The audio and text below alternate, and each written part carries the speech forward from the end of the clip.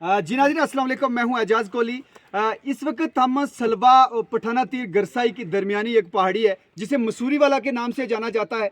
देर रात आग की वारदात रोनुमा होने से एक गरीब परिवार है, बड़ी मेहनत और मशक्क़त से इन्होंने अपने घर को तमीर किया था, लेकिन न जाने किस वजह से ये आग लगती है और पूरा घर है जो वो जल कर राख हो जाता है। उसकी जद में इनका माल मवेशी है जो वो पूरी तरीके से तबाह हो चुका है। आप देख सकते हैं वीडियो में आपको बताया कि जो इनका माल मवेशी है वो लुकमा अजल बन चुका है। इनके हौसले को फिर भी सल्यूट करेंगे।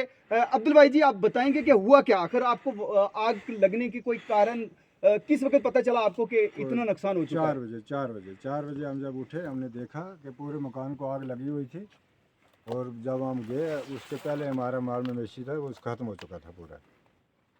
हमारे साथ साबका सरपंच इस सलवा पंचायत के मुश्ताक साहब हैं। मुश्ताक साहब, इस वारदात के बारे में आपको कब पता चलता है और आप एडमिनिस्ट्रेशन से क्या कहना चाहेंगे? एक गरीब परिवार है, इसका इतना बड़ा नुकसान हो चुका है, डिपार्टमेंट भी एनिमल हस्बेंड्री यहाँ पे पहुँचा है, पुलिस भी सुबह यहाँ पे मौके पे आई है, लेकिन आग बुझाने के दौरान यहाँ लोगों को सफोकेशन हुई है, इंजर्ड हुए हैं।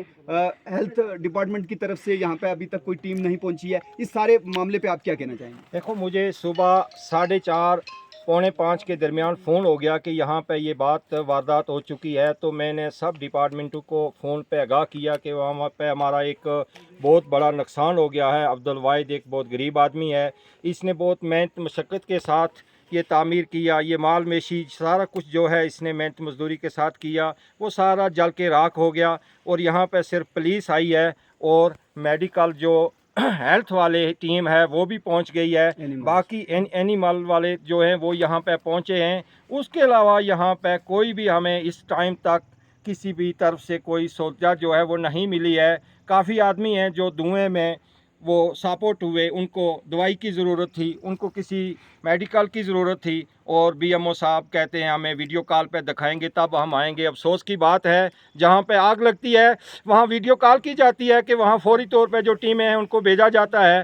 तो मैं वक्ती गवर्नमेंट से ये गुजारिश करूँगा कि जो भी चलो इनका नुकसान हो गया है, इसमें जो कंपनसेशन बनता है तो वो उनको दिलाया जाए। शुक्रिया। जी हाँ, ये बड़ा नुकसान है जो एक गरीब परिवार का हुआ है।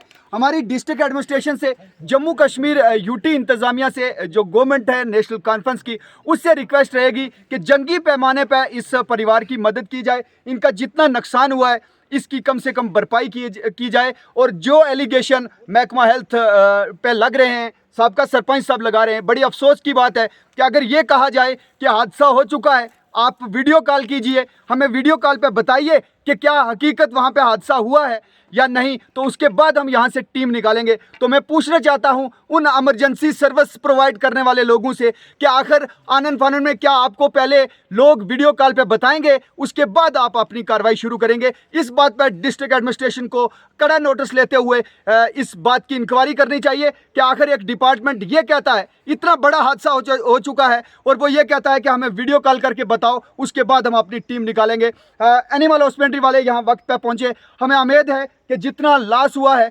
ज़रूर उसकी भरपाई है जो की जाएगी। और एक बार फिर हमारी डिस्ट्रिक्ट एडमिनिस्ट्रेशन से और जम्मू कश्मीर की इंतज़ामिया से अपील रहेगी कि गरीब परिवार का जितना लॉस हुआ है उसकी भरपाई की जाए। अभी के लिए बस इतना ही। मैं किसी और रिपोर्ट के साथ मिलता हूँ, तब तक के लिए अल्लाह हाफिज़।